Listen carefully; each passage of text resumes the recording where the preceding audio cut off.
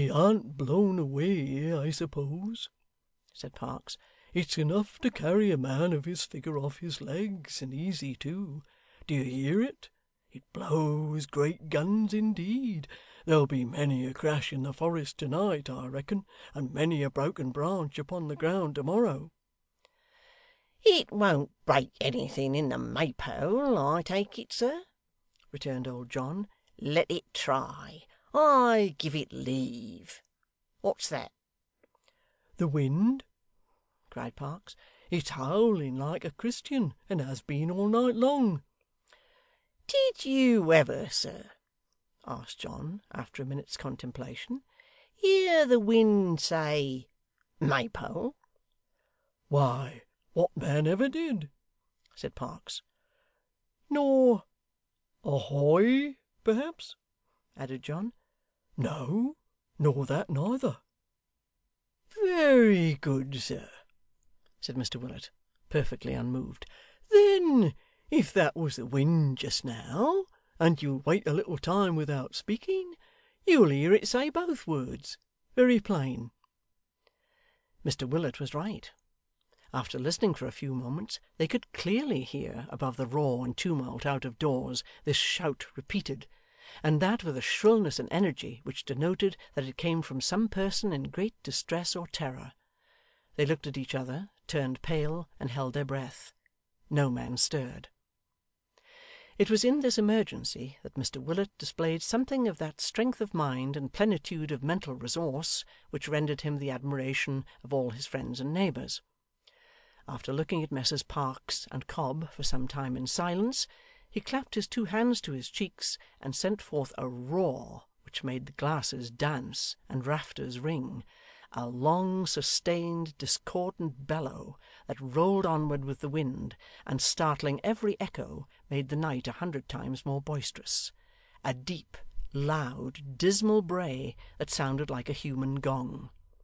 Then, with every vein in his head and face swollen with the great exertion, and his countenance suffused with a lively purple, he drew a little nearer to the fire, and turning his back upon it, said, with dignity, 'If that's any comfort to anybody, they're welcome to it. If it an't, I'm sorry for 'em. If either of you two gentlemen likes to go out and see what's the matter, you can. I'm not curious myself.' While he spoke, the cry drew nearer and nearer. Footsteps passed the window. The latch of the door was raised. It opened, was violently shut again, and Solomon Daisy, with a lighted lantern in his hand, and the rain streaming from his disordered dress, dashed into the room. A more complete picture of terror than the little man presented, it would be difficult to imagine.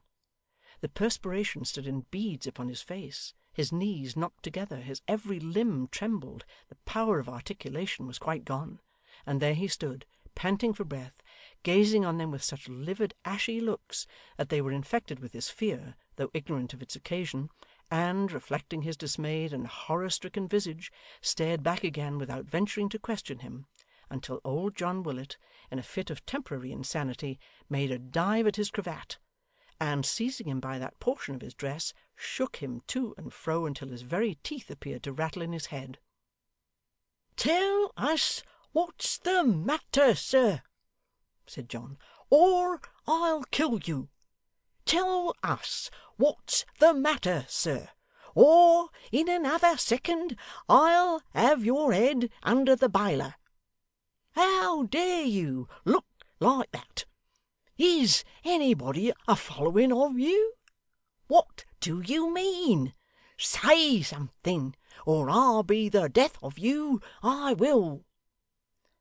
Mr Willet, in his frenzy, was so near keeping his word to the very letter, Solomon Daisy's eyes already beginning to roll in an alarming manner, and certain guttural sounds as of a choking man to issue from his throat, that the two bystanders, recovering in some degree, plucked him off his victim by main force, and placed the little clerk of Chigwell in a chair. Directing a fearful gaze all round the room, he implored them in a faint voice to give him some drink, and above all to lock the house door, and close and bar the shutters of the room without a moment's loss of time. The latter request did not tend to reassure his hearers, or to fill them with the most comfortable sensations. They complied with it, however, with the greatest expedition, and having handed him a bumper of brandy and water, nearly boiling hot, waited to hear what he might have to tell them. 'Oh, Johnny!' said Solomon, shaking him by the hand. 'Oh, Parkes! Oh, Tommy Cobb! Why did I leave this house to-night, on the 19th of March, of all nights in the year, on the 19th of March?' They all drew closer to the fire. Parkes, who was nearest to the door, started and looked over his shoulder. Mr Willet, with great indignation, inquired what the devil he meant by that, and then said, 'God forgive me!' and glanced over his own shoulder, and came a little nearer. 'When I left here to-night,' said Solomon Daisy, 'I little thought what day of the month it was. I never gone alone into the church after dark on this day for 27 years. I have heard it said that as we keep our birthdays when we are alive, so the ghosts of dead people who are not easy in their graves keep the day they died upon. How the wind roars!' Nobody spoke. All eyes were fastened on Solomon. 'I might have known,' he said, 'what night it was, by the foul weather. There's no such night in the whole year round as this is, always. I never sleep quietly in my bed on the 19th of March. 'Go on,' said Tom Cobb in a low voice. 'Nor I neither.'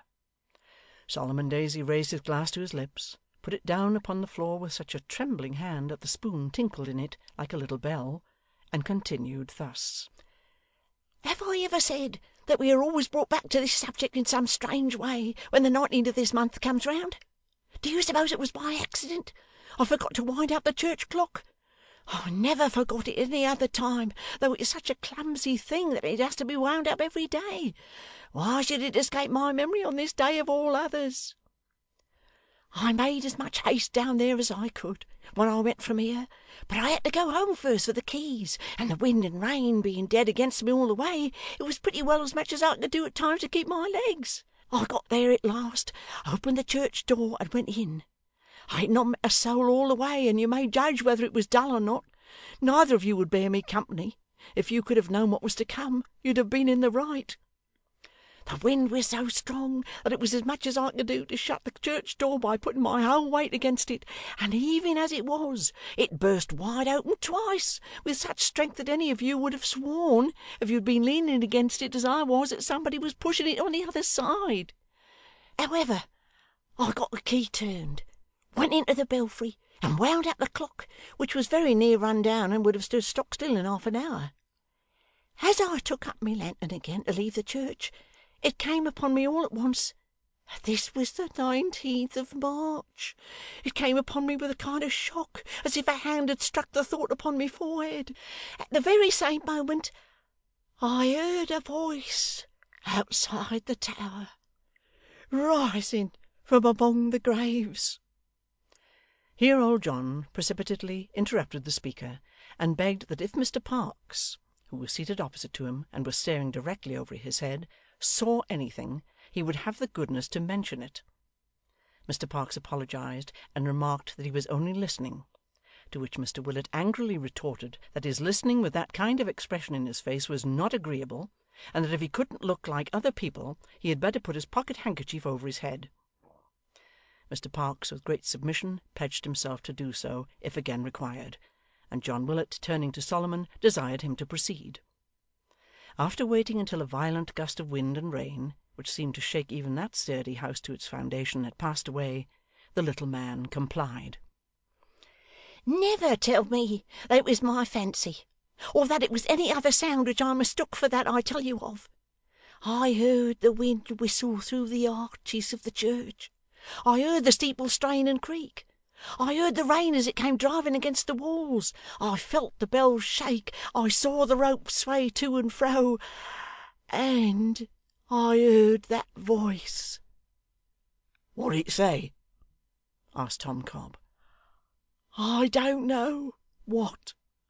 I don't know that it spoke. It gave a kind of cry, as any one of us might do if something dreadful followed us in a dream and came upon us unawares. and then it died off, seeming to pass